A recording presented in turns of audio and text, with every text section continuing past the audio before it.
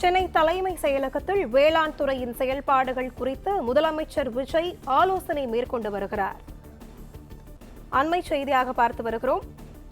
சென்னை தலைமை செயலகத்தில் வேளாண் துறையின் செயல்பாடுகள் குறித்து முதலமைச்சர் விஜய் ஆலோசனை மேற்கொண்டு வருகிறார். ஆலோசனை கூட்டத்தில் அமைச்சர்கள் வினோத், மரிய வில்சன் மற்றும் துறையின் செயலாளர்கள் பங்கேற்றுள்ளனர். வேளாண் துறைக்கு தனி பட்ஜெட் தாக்கல் செய்யப்படும் நிலையில் முக்கிய திட்டங்கள் குறித்து ஆலோசனை மேற்கொள்ளப்படுவதாக தகவல் வெளியாகியுள்ளது. இது குறித்த முழுமையான விவரங்களை வழங்குவதற்காக செய்தியாளர் பாண்டியராஜன் இணைப்பில் உள்ளார். அவரிடம் பேசலாம். வணக்கம் பாண்டியராஜன், இது குறித்தான முழுமையான விவரங்கள் என்ன பதிவு பண்ணலாம்? சென்னை தலைமைச் செயலகத்தில் தமிழ்நாடு முதலமைச்சர் விஜய் அவர்களுடைய தலைமையில வேளாண் துறை அமைச்சர் வினோத் மற்றும் நிதித்துறை அமைச்சர் மரிய வில்சன் மற்றும் துறை சார்ந்த செயலாளர்களுடனான ஆலோசனை கூட்டம் நடைபெற்று வருகிறது. குறிப்பாக பட்ஜெட் கூடுதலாக இம்மாத இறுதியில் அல்லது அடுத்த மாதம் முதல் வாரத்தில் தொடங்க இருப்பதாக தகவல் வெளியாகக்கூடிய நிலையில ஒவ்வொரு துறை சார்ந்து இருக்கக்கூடிய அமைச்சர்கள் மற்றும் அதிகாரிகளுடனான ஒரு ஆய்வுக் கூட்டத்தை தமிழ்நாடு முதலமைச்சர் விஜய் மேற்கொண்டு வருகிறார்.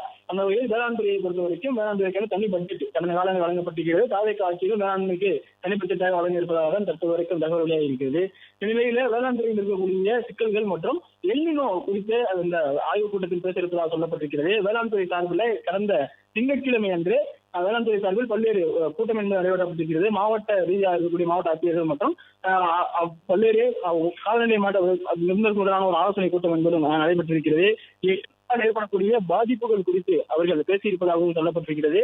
அதன் அடிப்படையில வேளாண் துறையினுடைய செயலாளர் இருக்கக்கூடிய சங்கர் அவர்கள் பல்வேறு அதிகாரிகளுடனான அந்த பேச்சுவார்த்தை என்பது நடைபெற்றிருக்கிறது. தமிழ்நாடு முதலமைச்சரிடம் எல்னினோவால் ஏற்படக்கூடிய அந்த பாதிப்புகள் குறித்து அவர்கள் தெரிவிப்பதற்கான வாய்ப்பு இருப்பதாக சொல்லப்பட்டிருக்கிறது. குறிப்பாக கடுமையான வறட்சி ஏற்படுவதற்கான வாய்ப்பு இருக்கிறது.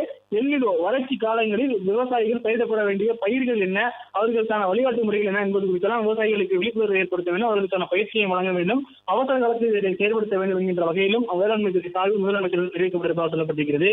எல்னினோ காலங்களில் வறட்சி வரக்கூடிய பட்சத்தில் வேளாண் பொருட்களை பாதுகாப்பாக வைத்துக் கொள்வது, விதை மற்றும் அதுக்கான மூலப்பொருட்களை பாதுகாப்பாக வைப்பது, அவர்களும் வறட்சியான காலங்களில் பயன்படுத்தப்பட வேண்டிய விதைகள் மற்றும் வேளாண்மை முறைகள் குறித்தெல்லாம் இந்த ஆலோசனை கூட்டத்தில் பேச இருப்பதாக சொல்லப்பட்டிருக்கிறது.